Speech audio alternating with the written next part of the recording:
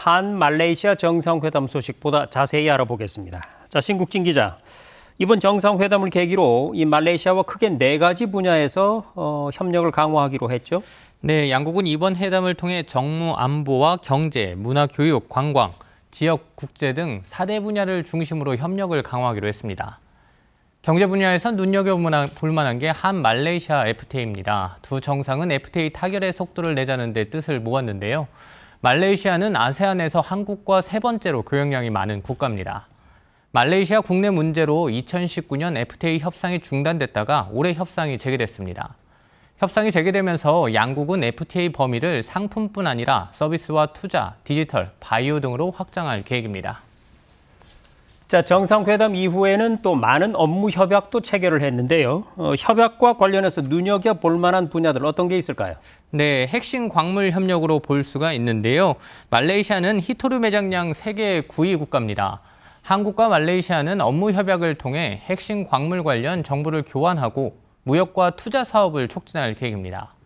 에너지 분야에선 이산화탄소 포집 저장 협력 MOU와 파리협정 제6조 협력 MOU가 체결됐는데요. 우리 정부의 무탄소 에너지 구상에 대한 말레이시아의 지지를 확보했습니다.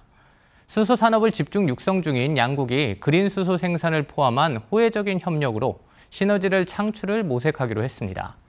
교육 분야에선 우리 교육부와 말레이시아 고등교육부 간의 고등교육 협력 MOU가 체결됐는데요. 1980년대 초 마하티르 전 말레이시아 총리가 한국과 일본의 국가 발전을 배우자며 추진했던 대규모 인재 육성 정책인 동방정책을 계승하는 것에 중점을 뒀습니다. 양국은 공공 민간 분야 협력으로 학생과 언어 교류가 진행되고 직업기술 훈련 증진을 포함해 교육 인프라를 강화할 계획입니다. 또한 스마트 농업과 한라식품 산업 등 상호 이해와 교류를 촉진하기로 합의했습니다.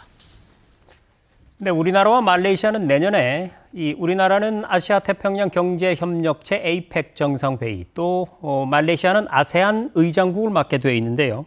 양국이 각각의 역할을 강조하면서 서로에 대한 지지를 확인했다고요. 네, 말씀하신 것처럼 대한민국은 내년도 APEC 의장국이 됩니다. 정상회의는 내년도 10월에서 11월 경주에서 열릴 예정인데요. 2025년 APEC 정상회의에는 내년 1월에 취임하는 트럼프 당선인을 포함해 시진핑 중국 국가주석 등 전 세계 주요 정상이 집결할 것으로 예상됩니다.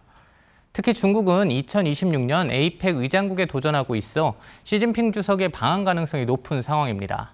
전 세계 지도자들이 한국을 찾는 상황에서 한국과 말레이시아는 APEC 정상회의의 개최를 위해 협력하기로 했습니다. 말레이시아도 내년도 아세안 정상회의 의장국인데요. 윤석열 대통령 역시 내년도 아세안 의장국인 말레이시아의 수임을 전폭적으로 지지했습니다. 양국은 글로벌 복합 위기 속에서 지역과 세계의 평화, 안정, 번영을 달성하기 위한 양국 간 연대도 강화해 나가길 희망한다고 밝혔습니다. 또한 아세안주도 메커니즘을 활용해 식량 에너지 안보, 기후변화 등 국제 문제 해결을 위한 협력도 강화할 예정입니다.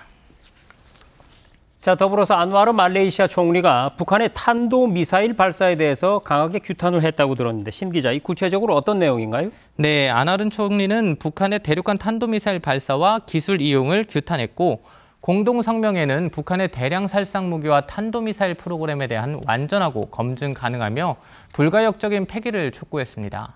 최근 이어지고 있는 러시아와 북한 간 군사 협력에 대해서도 우려를 표명하는 내용도 함께 담았습니다. 네, 지금까지 한 말레이시아 정상회담 소식 취재 기자와 함께 알아봤습니다. 신국진 기자, 수고 많았습니다.